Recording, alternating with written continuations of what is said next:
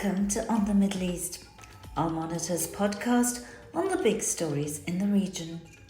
My name is Aaron Zelin, and today I'll be taking a deep dive into the Islamic State's surprise January 28th attack on a Roman Catholic church in Istanbul. It was the group's first successful attack on Turkey since 2017, when an Islamic State gunman opened fire at a nightclub in Istanbul, killing dozens of New Year revelers. This attack claimed one life. Turkey was long accused of facilitating the passage of tens of thousands of jihadis, crossing through its territory to get to Syria, where they unsuccessfully sought to overthrow the regime of Syrian strongman Bashar al-Assad. They included thousands of Islamic State fighters and their families who established their so-called caliphate and unleashed a reign of terror across the region. Syria's Kurdish forces that Turkey considers a threat to its national security were among their prime targets. It was these Kurds with US backing who destroyed the Islamic State's caliphate in 2019. So did Turkey deserve to be called the jihadi highway, and why is the Islamic State targeting it now? With us here to discuss these questions is Aaron Zelin, the Gloria and Ken Levy Fellow at the Washington Institute for Near East Policy.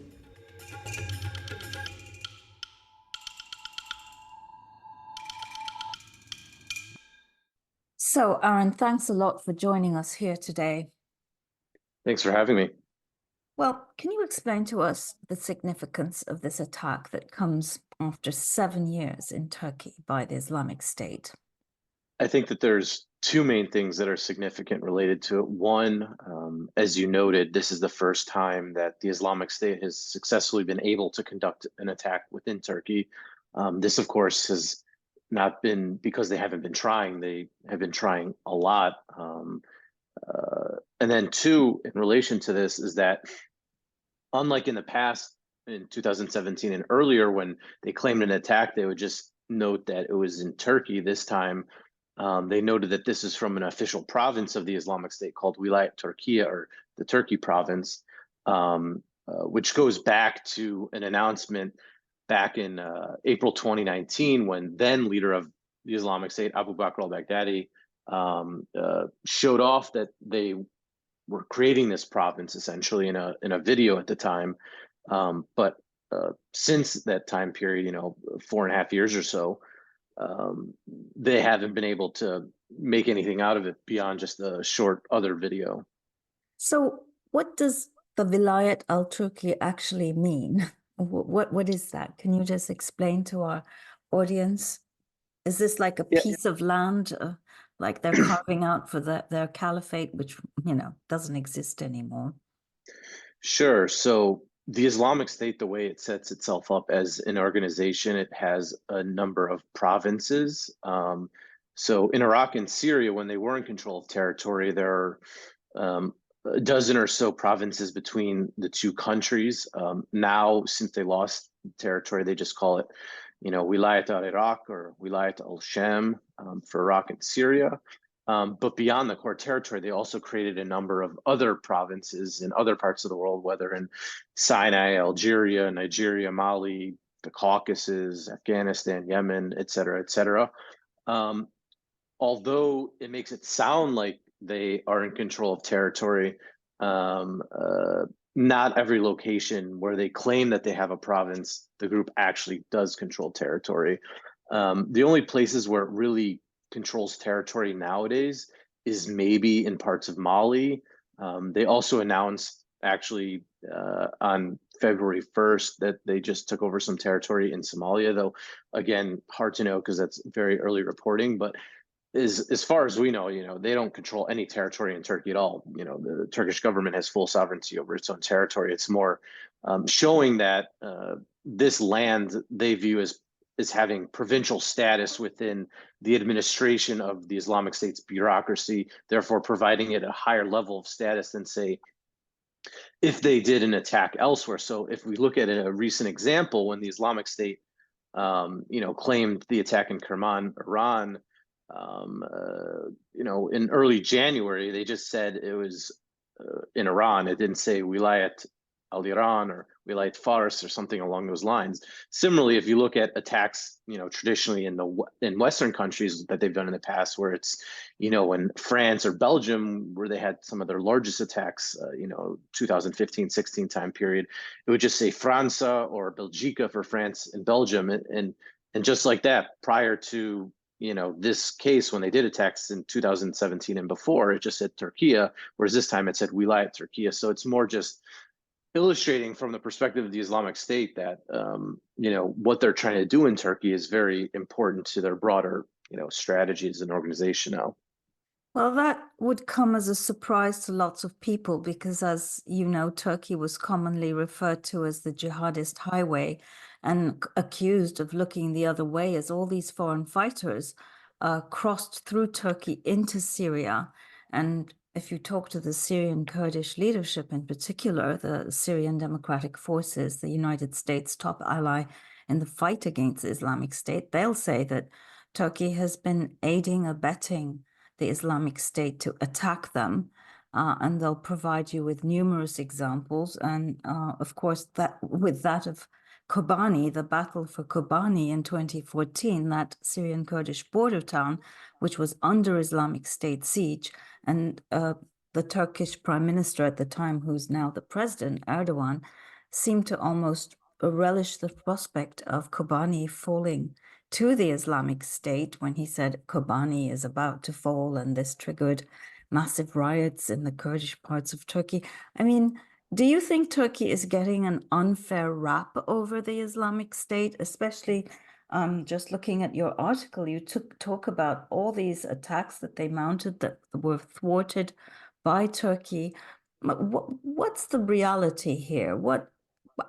Did Turkey ever help the Islamic State, or is the Islamic State at war with Turkey as well? Or is it more complicated? I think it's complicated. For one, if you look at the history of the foreign fighter mobilization to Syria, it's important to remember that prior to 2013, 2014, a lot of the foreign fighters that initially went were going because they wanted to help Syrians in general fight against the Assad regime because of the massacres taking place. Then you sort of had this phase where a number of foreign fighters then joined up with Jabhat al-Nusra, which is more of an al-Qaeda affiliate. And then later on, you saw this spike in foreign fighters again when the Islamic State announced the caliphate in June 2014. One of the things to note is that the Turkish government obviously wanted the Assad regime to fall. So that is true. And they did support a number of Free Syrian Army, rebel groups. And to this day, now they have this proxy force in the Syrian National Army. And then there's civilian apparatus, the Syrian interim government. So what might seem as like an aligned policy because there are similar interests in an end goal of, say, the Assad regime being gone, or not wanting to have some Kurdish autonomous region, doesn't necessarily mean the Turkish government likes the Islamic State. It's important to remember that the Turkish government has had the group as a designated terrorist organization going back years. Also, when the Islamic State initially took over Mosul back in 2014, a number of Turkish diplomats were kidnapped by the Islamic State. And then as I noted, between 2014 through 2017, the Islamic State carried out more than 20 attacks on Turkish territory. Within the Islamic State's ideological worldview, they have never liked Turkey. They view them as apostates for a number of reasons. One, it's a nation state and therefore not involved in their caliphate project. Two, they have a secular constitution. Three, they do work with the Kurdish Peshmerga and the KRG in Kurdistan. Another reason is that they're part of NATO and therefore inherently part of this Western alliance. And that's just sort of the tip of the iceberg. So while it is true that on the surface, it might seem that some of the things might align, when you actually dig deeper into it, they really don't, especially since when you look at it from the Islamic State's perspective, they literally hate the Turkish state, they hate Erdogan, and everybody involved in that. And it's important to remember too that, Turkey has one of the largest tourist industries in the world, meaning there are tens of millions of people that come to Turkey every year to go there for tourism. So the fact that you had all these foreign fighters amongst this, broader cohort of tourists, it's hard to necessarily know who amongst them might trying to go to Syria. It's not like you're just getting tourists from a few different countries. These are people coming from all over the world that are coming to Turkey to be tourists. And the thing too is that a lot of governments weren't necessarily providing intelligence initially to the Turkish government to pick out who might be citizens that are trying to go to Syria to join up with, the Free Syrian Army, or later with Jabhat al-Nusra, and then obviously with the Islamic State. Over time, as the threats seemed to be far more serious from many countries' perspectives, they started providing more intelligence to Turkey. Of course, Turkey then also built a border wall along the Syrian border, which helped mitigate things. And especially since the spring of 2015, we really didn't see the same level of mobilization across the border. And Turkey was able to better stop a lot of people in general going across that border. And therefore, that's why, since that time period, or even a few years early, if you add it all together, they've deported more than 9,000 foreigners that the Turkish government believes to have been, associated or interested in joining up with the Islamic State. So they've done a lot, and without all of sort of the different operations against the Islamic State within Turkey itself, there likely would have been far more than 20 attacks over the years. Well, these 300 plus people who got killed in Turkey by ISIS, or rather in ISIS attacks, most of them are Kurds, as the Kurds would be the first to point out. And several of those attacks were carried out by repeat offenders or people with links to previous offenders. So people question why, Turkey wasn't able to prevent the attacks against the Kurds in particular. But going back to your point about the, ISIS now referring to Turkey as a vilayat, as a province, and thereby conveying its importance, what does this mean? Is there a new phase of hostility towards Turkey? Should we be concerned? Should tourists be concerned? What's going on? Why now? Well, I mean, like I said earlier, the Islamic State announced this publicly, at least, or signaled towards it back in April 2019. So it's not new per se that they've announced that there's this Wilayat Turkiya. Right. It's more that this is the first time they've been able to successfully push through an attack in the last 4.5 years under this moniker. Back in May last year, the Turkish government actually arrested in northern Syria a Turkish individual that was the head of this so-called province, illustrating that, even though they hadn't been successful in doing something, they continued to plan and plot, and Turkey has been trying to stop them. I think it's important to distinguish sort of Turkey's fight against the Islamic State within Turkey itself versus, say, what it maybe is doing within Syria itself, because in Syria, much of its, operations are against the Syrian Democratic Forces and not really the Islamic State, because as we know, they don't want to have this, Kurdish statelet on their border, for a variety of reasons, and that's why they had the 3 different military operations, over the last, 5-7 years or so. So I think, there's sort of a muddling in some ways between Turkey's willingness to go after the Islamic State within Syria in particular versus what it's doing in its own country to try and stop the group. And in the initial years, I think that they didn't necessarily maybe have the capability or intelligence to deal with it, and they also probably had different priorities at the time too. But once there are signs that this was a bigger issue, they it was taken a lot more seriously, especially in 2016 and 17, and that's why I think it's been harder to do this. Um, you know, there's also this issue within the judicial system within Turkey as well, where they have a distinction between people who are detained and people who are arrested. You know, the Turkish government has a lot of intelligence on many of these people involved with Islamic State activities, but a lot of it's intelligence led, and therefore maybe might not meet the legal threshold to prosecute somebody. And that's where people come under this sort of detention category, and those that are then officially arrested, there's believed to be enough evidentiary for somebody to be prosecuted and thrown into prison in Turkey. But because they have this intelligence on these individuals, it helps them better weed out the different networks within Turkey, but they can only hold them for a certain amount of time. So there's also this difference between, you know, this profile between what's, you know, evidence within an intelligence setting and what can actually, you know, pass within a legal setting, which obviously complicates things. One would think that maybe there should be some, you know, reforms related to the laws within Turkey related to this, so it makes it easier to prosecute people that are Islamic State supporters or plotting or what have you.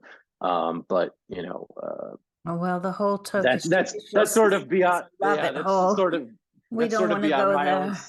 Yeah, that's beyond my specialty, since you know I just Yeah, focus on the and jihadi I stuff. mean, that's a whole different subject, and it's very arbitrary justice in Turkey. So Sure. that's a whole different kettle of fish. But the Turks will, of course, complain very bitterly about the fact, as you mentioned, that in the early days much intelligence wasn't shared with them, and that it was probably because, as the Turks see things, that these countries wanted to get rid of these jihadis, so they were very happy to have them just leave, you know.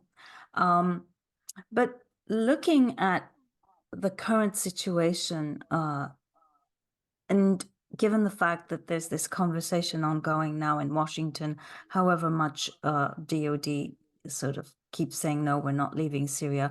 And I mean, fair enough, they won't be, not until the election is over anyway. But is the Islamic State threat over? Is it contained? And what would happen if the United States did leave Syria and Iraq? I mean, if you look at the way things are reported generally, it would seem that the Islamic State is no longer an issue. The reality is that the Islamic State is still very active in Syria in particular, less so in Iraq nowadays. I wouldn't say they're as strong as they were, you know, when they lost their territory in 2019, but I believe that they're stronger than what many believe they are. Part of this is because the Islamic State has had a strategy now for the last few years to underreport their operations in a way that they previously hadn't. So they're actually more active than they are. They just don't claim responsibility for the attacks. They want to make it seem weaker than they are because they do want the US to leave. They're essentially waiting the US out. And then once the US leaves, they'll be able to activate things much more quickly. And there's been, you know, evidence of this in a number of different ways based off of local reporting. You know, there's a lot of things that could happen, you know, so, and the Islamic State would be able to take advantage of it. So if the US did leave, I would suspect that Turkey would build up even more of their military campaign against the SDF because the US would no longer be there and they'd have more free reign to do that. Likewise, Iran and its proxy forces would probably try and move in more in these areas alongside the Assad regime, possibly to take the different oil fields. And then you have questions about what would then happen to, you know, the 10,000 male prisoners that the SDF is guarding now in Northeast Syria, as well as, you know, the 45,000 or so people that are women and children still in IDP camps like a whole. What happens if they're broken out? That's a bunch of battle-hardened people able to come back and build up IS's military capabilities again, but also its state building project again, because they would not just have men, but the women and children for this as well. So it's likely that there will be greater destabilization if the US left. And it's hard to say how long it would take for things to, get back to some level of a status quo or maybe frozen conflict type setting that we've seen now since around 2020 in the Syrian context. And that doesn't even get into the fact that if they were able to build up capabilities again within Syria, how that would then affect the security in Iraq, since of course, as we know, they have this history of going back and forth between Iraq and Syria. And even though the group is much weaker in Iraq than they are in Syria nowadays, it would definitely provide avenues for them to slowly build themselves back up in Iraq as well, and maybe have a greater chance of using the grievances of the different Shia militia in the Sunni areas to recruit people again, especially amongst a younger generation that at this point, so many years have been passed that they might not remember when the Islamic State was in power, and therefore might prefer that, at least initially, to what else is going on. So I think that the U.S. leaving would actually destabilize the region even more at this juncture. So going forward, though, I mean, how do you think this will all end? I mean, as you pointed out, there are these 10,000 male prisoners. There's this entire population of women and children, of many boys who are growing up to be men, and the SDF doesn't know what to do with them. So once they turn 18, they're incarcerated, and once they turn 12 or 13, they reach puberty. They're separated from their mothers on the grounds that A, they can, that they're going to be indoctrinated, but B, they can also procreate in the camp. So it's a huge mess. I mean, ultimately, what do you think needs to happen for this problem to be solved definitively? Well, that's a big question. I mean, I think that it's not going to be solved anytime soon. I think it's more about mitigating the worst of it. And that's why, in my opinion, considering the fact that the US has a very small amount of assets in Syria, and they're able to more or less keep the Islamic State down in Syria as well as Iraq, that it's better to just stay there for now. I mean, the US continues to have troops in places like South Korea and Germany 70 plus years after World War II. And nobody talks about that, but for some reason, it's a bigger deal here. And yet, in those cases, there are tens of thousands of troops in Germany and South Korea, whereas in Syria, there's 1,000 at most, and they're not actively fighting. They're Well, just the there difference is, helping with of course, training that and the American troops in the countries you mentioned are there at the invitation of those governments, whereas in Syria, the Syrian government says it's in breach of their sovereignty. So there is that. But as you yeah, say, but without the Americans, yeah, that but the Islamic State was targeting the United States and its allies in the region. oh So, no, I mean, I'm just saying so they're it's not going a to bit just let them different. do that back in 2014. No, of course not. Absolutely not. And as you say, if the Americans pull out, it's just going to be chaos. Um, so, And personally, I don't think the Assad regime has much legitimacy after murdered 500,000 people. At least that has been reported, though it's likely more than a million. oh, So well, that's a whole so different topic, so obviously. Yes. I think it's important to remember that whole context that people don't want to talk about anymore. That the whole reason that we are where we are today is because of the Assad regime. So if things wanted to be resolved in more sustainable matters in the longer term, I think something needs to be done related to that first. Oh boy, pie in the sky. Well, listen, it was great having you. Thank you so much for sharing all your insight on the Islamic State, and I hope that we'll have happier things to talk about someday. I hope so too. Thank you for your time. Thank you, Aaron. And this brings us to the end of On the Middle East.